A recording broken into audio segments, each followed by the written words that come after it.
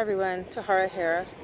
I'm at beautiful Goleta Beach. It's a nice late summer afternoon, and I just wanted to share a couple thoughts about sensitivity.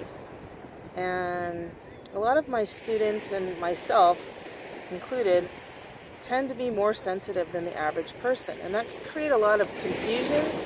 And it also means that if you're sensitive, you're going to be able to do things that other people can't do energetically, but it also means that you're going to have to take extra good care of yourself. And there's going to be things that other people do and can get away with that aren't going to be so good for you. In fact, they're going to be worse for you than for the average person. And so what I'm talking about is if you're someone who is typically an old soul, had a lot of lifetimes, you're bringing in a lot of spiritual energy, your life force is vibrating at a very high frequency. And in order to bring that high frequency down into your body and anchor it into the earth, that's kind of a challenge. Our bodies are more dense, they are more earth-based.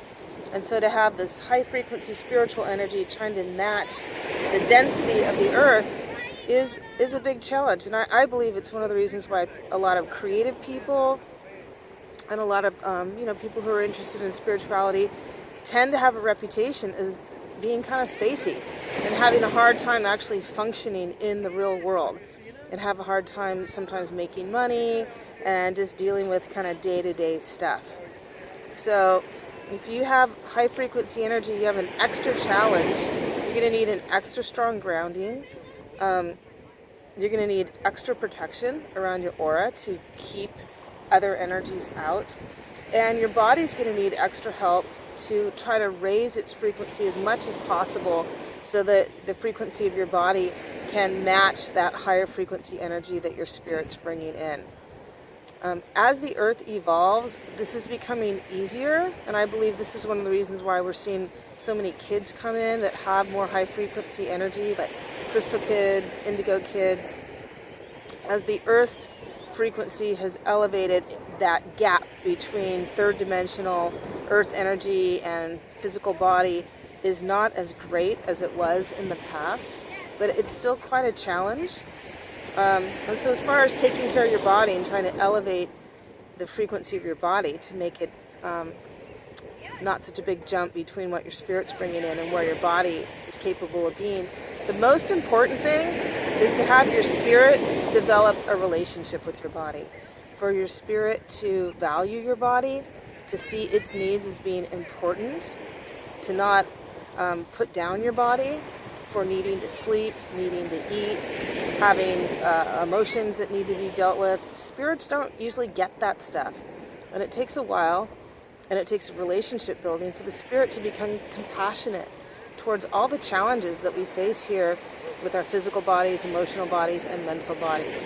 So having kind of a day-to-day conversation where you go into meditation, and I have some other videos that can describe how you can easily get into meditation and slow that chatter in your brain, but meditating regularly and just checking in with your physical body, your emotional body, and your mental body, and then having your spirit check in too, that can really help build this almost round table discussion where you can know what all these different parts of you are feeling and what they're needing, and it really help you move forward along your evolutionary path in a more integrated way. Because even though the spirit is kind of in command of ourselves, the physical body and mental body and emotional body are extremely powerful on the earth plane. And if they're not bought in to your life's purpose or what you're trying to do spiritually, you're very likely going to sabotage yourself. We have this term mixed emotions or mixed feelings. So mixed what? Well, really mixed feelings amongst yourself. You're fighting with yourself. And that usually doesn't lead to anything good. The physical body can rebel and get sick or get injured. The emotional body can just throw fits, and you're so emotionally upset that you can't focus on the task at hand. Sometimes the mental body gets either overstimulated and gets kind of freaked out and frenetic, or it's understimulated and bored. And neither of those are good things. But by doing this daily check-in with your physical body, emotional body, mental body, and spirit, having this kind of roundtable discussion, you can at least know where everyone's at, know where have all these parts of yourselves be compassionate towards each other and really care about making sure that you kind of have consensus before you move forward with something.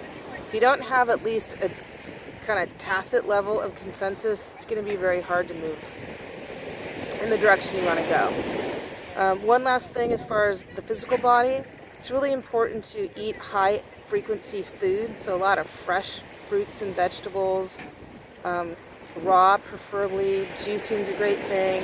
You want to get organic or biodynamic foods. The fresher the better, so if you can grow it yourself, that's the best. And then staying away from drugs, alcohol, anything else that's going to throw you out of your body. When people are drinking, it's really hard for them to be grounded, or using any kind of drugs, including prescription medication.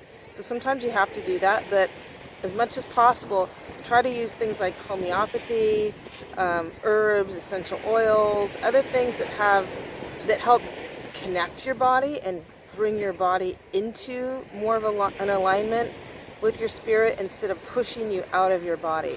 Because whenever you're out of your body, and especially if you're sensitive, it creates kind of a danger in that if you're not there, your spirit isn't occupying your body, it opens you up to other energies, either just random energies in the environment or sometimes negative energies that are around in the form of entities to come in and take you over. And so if you do those activities regularly that push you out of your body, if you're sensitive, you're probably going to have a really hard time and can kind of start getting into this down spiral.